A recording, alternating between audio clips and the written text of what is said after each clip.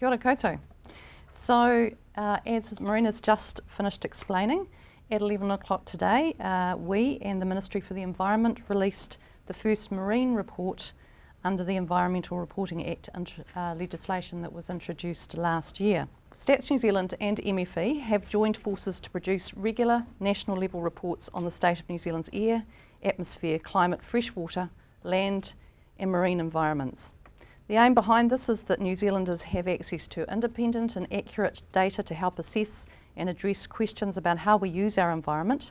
Regular reports will enable us to more fully understand the environment, the positive and negative impacts of human activities, and where we need to make improvements to benefit our environment, economy and society. Now today, Statistics New Zealand is also releasing our first report about the marine economy since 2006. New Zealand's Marine Economy 27-13 tells us that the marine-related industries contributed $4 billion, almost 2% of gross domestic product in 2013. Our Marine Environment 2016 is a significant report for all New Zealanders because it is the independent overview we need to make well-informed decisions about how we manage our coasts and oceans and the pressures that impact on them. The data in this report aims to tell that story as well as we can, but there are ecological impacts we simply do not have enough data on. And in this case, we have supported the report with published science, what we know the likely impacts are, and what this means for the marine environment and for New Zealanders. So I'm now going to hand over to Vicky, Secretary for the Environment, to take you through the findings of the report. Tēnā koutou katoa. So I'm really pleased to be here today. Solid, robust data on the state of our environment is really critical, not just for MFE, but actually for New Zealand. We have identified what we think out of our marine environment is the top 3 issues New Zealanders should care about. The first is that greenhouse gas emissions are causing 2 effects in the ocean. One is making the ocean more acidic, and the second is the ocean is warming. What we find is New Zealand oceans are getting more acidic. This is consistent with measures and changes around the world. So data since 1998 shows an 8% increase in acidity. We know that this causes harm to our marine ecosystems, particularly to plants and animals with carbonate shells like paua, mussels and oysters. Plankton is also affected in the food chain. The second issue in this area is in terms of warming of oceans. And in the last 100 years, we have seen a sea surface temperature increasing by 0.71 degrees Celsius. Now that doesn't seem much, but it is in the scheme of things. The main effects of ocean warming, again, are on ocean currents, habitats, and it is the primary cause of sea level rise. Sea levels around New Zealand coastlines have risen a couple of millimetres since the year 1990. So issue number 2, our native birds and mammals are at risk or are threatened with extinction. So you know that New Zealand is unique. We have 1/4 of the world's species that breed in New Zealand, and 10% of the world's species only breed in New Zealand. We have 92 native seabirds and 14 shorebird species. As we said in 2015, 90% of these are threatened with or at risk of extinction. 1/4 of our mammals, though, are threatened with extinction. The Maui dolphin, New Zealand sea lion, orcas, Hector's dolphin, bottlenose dolphin, and the southern elephant seal, to name a few. So turning now to issue number 3. This is our coastal habitats, and the issue being that these are degrading. Our coastal areas recycle nutrients, human waste, trap and stabilise sediment, produce oxygen, and provide nursery grounds for fish. So our report looks at 5 significant pressures in our coastal habitats. One is sediment. We lose 192 million tonnes of soil into waterways in the ocean every year. So not only are we losing our topsoil, which is incredibly important for our agriculture industry, but it does and will impact on shellfish and other creatures. The second issue is around nutrients. So nitrogen and phosphorus runoff can reduce oxygen and contribute to algal blooms. And the third area is around marine pests. So we've had a 10% increase in non-native species between 2010 and 2015. The fourth, as I've talked about, is climate change. The fifth is around fishing practices. And we've seen huge improvements here in seabird trawling and dredging. But we do know that fishing practices can be damaging. The final issue I want to talk about is the impact of fishing. Fishing, as you know, is highly valuable as an economic activity. It's also culturally significant for us as a country. In 2015, 17% of our fish stocks were overfished, and meaning they required active management. This compares to 29% worldwide. We have seen marked improvements in harmful dredging and trawling practices. For example, there's been a 50% decrease in trawl tows between 1997 and 2014, and an 83% decrease in dredge tows in the similar period. The other area that is talked about and is of concern to us is bycatch. Again, we've seen improvements in this here too. Over the past 2 decades, to 2014, we've seen 4,000 fewer seabirds caught, around 1,200 fewer purse seals, and 100 fewer sea lions caught in bycatch. These are all good trends.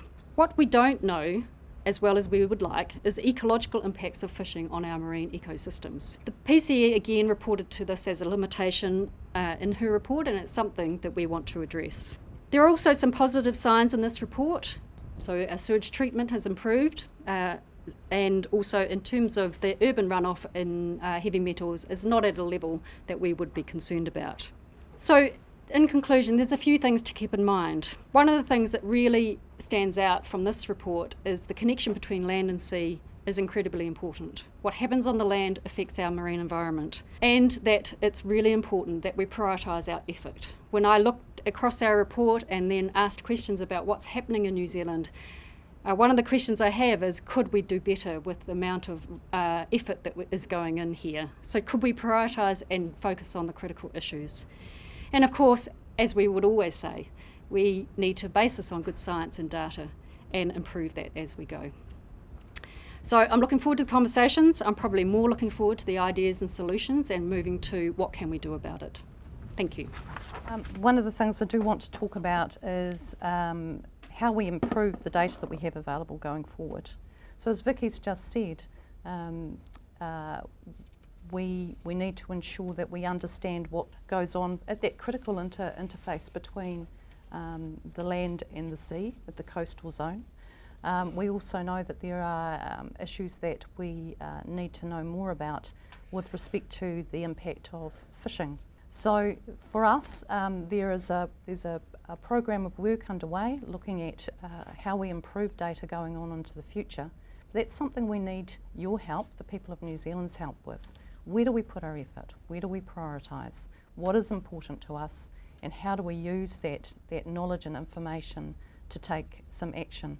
There is far more data out there, and we need to ensure that we're prioritising it, but also be aware of the fact that we will never have completely perfect information, and so we will need to take action on the basis of information that is fit for purpose.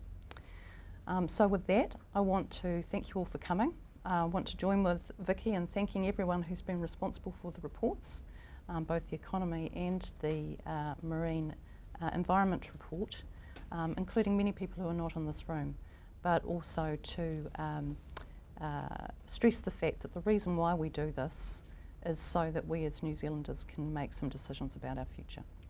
Thank you. So there are the 3 top findings we have raised in terms of things that we think New Zealanders should be really caring about. One is that greenhouse gases are causing ocean acidification and warming. The second is that our native birds and mammals are at threat of extinction. And the third is really our coastal habitats are degrading. The environmental reporting that we're doing is really, really important. So we did our first Environmental Aotearoa report last year, and this is our first domain report out of that independent reporting. And focusing on the marine environment is really important. For us, it's really the canary in the mine that we're seeing issues in the ocean that are the result of land-based activity, and I think that just really highlights for us how interconnected the issues are and that we need to take these seriously. For us, you know, and for myself, it's really raised for me how we're working with our natural resource sector colleagues like MPI and DOC, and we lead that sector, and really what is their role in really brokering some different responses here. one of my key things is, and the reports are intended to do this, is that action in New Zealand won't be just from government. That some of the activity is really about changing the decisions that have been made on land or in the water, so businesses are really important in that. The fishing industry is really important. So is community and Māori and iwi as well. For me personally, I've grown up, and as many New Zealanders would have, interacting on the beach, in the water, fishing, diving. I think a third of New Zealand adults recreational fish or dive. So it is part of who we are as New Zealanders. Yes, some of the things that are impacting on that environment are global, but I think for New Zealanders it's incredibly important that we take responsibility and think about the things that we can do. And there are some things that we can do that make a difference. So the predator-free eradication program is actually really important in terms of bringing back some of the wild, the bird life species, for example.